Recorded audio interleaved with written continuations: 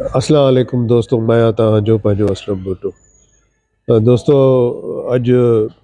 Pakistan television Karachi centre में आयुसि। अचण सां ई हिकु अहिड़ी ख़ौफ़नाक ख़बर मिली जे तक़रीबन ओसान ख़ता करे छॾिया ऐं दिमाग़ धवजी वियो। यकीन नथो अचे त जेको इंसानी ज़िंदगी जेका आहे सा उहा एॾी यानी सस्ती थी वई आहे या एॾी हल्की थी वई आहे जो माण्हूअ जे मरण जो को यानी टाइम ई कोन्हे को। असांजो प्रिय प्यारो दोस्त तमामु घणो senior cameraman Pakistan television Karachi centre जो अहमद सोलंकी साहब, उनजो रोड एक्सीडेंट थियो ऐं संदसि गाॾी जेका आहे सा आम्हूं साम्हूं हिकिड़ी ॿी गाॾी में लॻी ऐं हिननि जी गाॾी कल्टस हुई। कल्टस में ड्राइवर बि हुयो, उहो बि थॾे ते मरी वियो वीचारो, ऐं पाण सोलंकी साहब बि थॾे ते उन्हनि जी डेथ थी वई। पर अहिड़ी डेथ थी आहे जो जेके ॾिसण वारा आहिनि उन्हनि जो चवणु आहे त लाश सम्झ में नथो अचे त कीअं हे सफ़ा हीअं टुकड़ा टुकड़ा थी वियो आहे। ज़ाहिर आहे कल्टस जी तव्हांखे ख़बर आहे त थर्ड क्लास गाॾी आहे ऐं उहा बि जेका नई न पुराणी जेका आहे, अञा पुराणी कुझु कल्टस अहिड़ियूं हुयूं जेके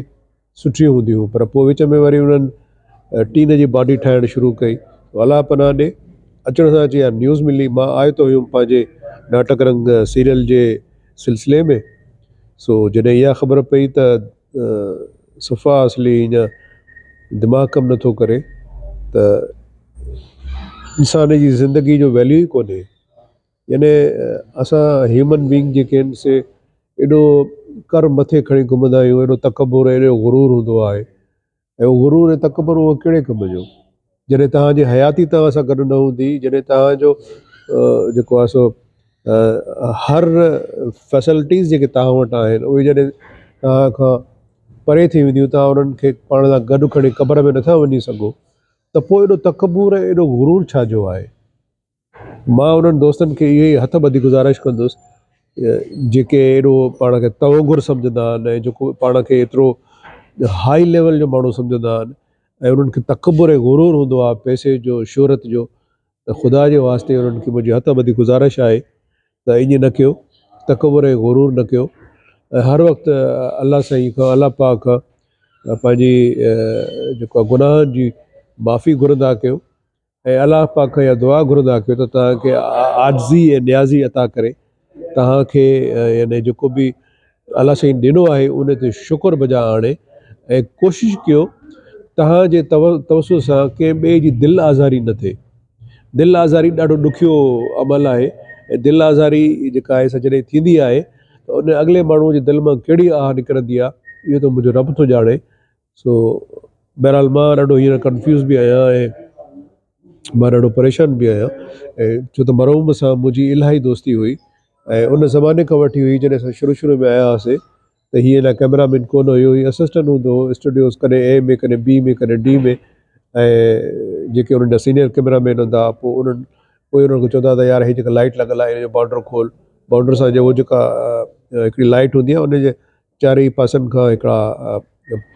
पटा लॻल हूंदा आहिनि, उहे कॾहिं खोलबा आहिनि, कॾहिं बंदि थींदा आहिनि, कॾहिं थोरो खोलींदा आहिनि, उहो लाइट जो हिकिड़ो मार्जन हूंदो आहे हुन में। सो उहो कंदो हुयो ऐं उनखे अलावा जेका केबल हुते पई हूंदी स्टूडियो में, कॾहिं उहो झलींदो हुयो ऐं आहिस्ता आहिस्ता पोइ जॾहिं वरी सभु कैमरामैन के रिटायर थी विया, के मरी विया, के काॾे हलिया विया, त हिननि जी तरक़ी थींदी आई ऐं पहिरियों कैमरामैन थियो, उन खां पोइ वरी जेको आहे सीनियर कैमरामैन थियो ऐं पोइ आला पैमाने जी कैमरामैनशिप जेका आहे सा उहो कंदो रहियो ऐं मूंसां उनजो काफ़ी सुठो रवैयो हुयो, मुंहिंजो सुठो दोस्त बि हुयो। ऐं अक्सर जॾहिं हाणे असां कोई 2-2.5 साल अॻु में हिकिड़ो सीरियल कयोसीं PTV जो ई, ऐं उन में ही मेन कैमरामैन हो यानी DOP हुयो, त तक़रीबन कोई 100 खनि सीन हुया जेके आउटडोर जा, ऐं उहे मूंखे चई त साईं हीअ तव्हां रिकॉर्ड करायो, हीअ जेको प्रोड्यूसर जो असिस्टेंट आहे हीअ कंहिं कम जो न आहे। पोइ उनखे मां इहे रिकॉर्ड करे ॾिना ऐं ॾाढो ख़ुशि थींदो हो। पर हाणे ज़िंदगी ऐं हयाती हुन सां साथ न ॾिनो, अॼु सां में न आहे ऐं मां वधि में वधि अलाह पाक इहा ई दुआ घुरंदुसि त या रब्बुल आलमीन उनखे पंहिंजी जन्नत में जॻह ॾिजाए ऐं उनजा जेके बि गुनाह माफ़ु कजाए छो त रोड एक्सीडेंट में माण्हू बेगुनाह मरी थो वञे त उहो जहिड़ो की शहीदनि में शुमार थो थिए। सो तव्हां दोस्तनि सां शेयर करण जो मक़सदु सिर्फ़ु इहो हुयो त ख़ुदा जे वास्ते पंहिंजी जेका हट धर्मी आहे, पंहिंजो जेको गुरूर ऐं तकबुर आहे, उन खे ख़तमु कयो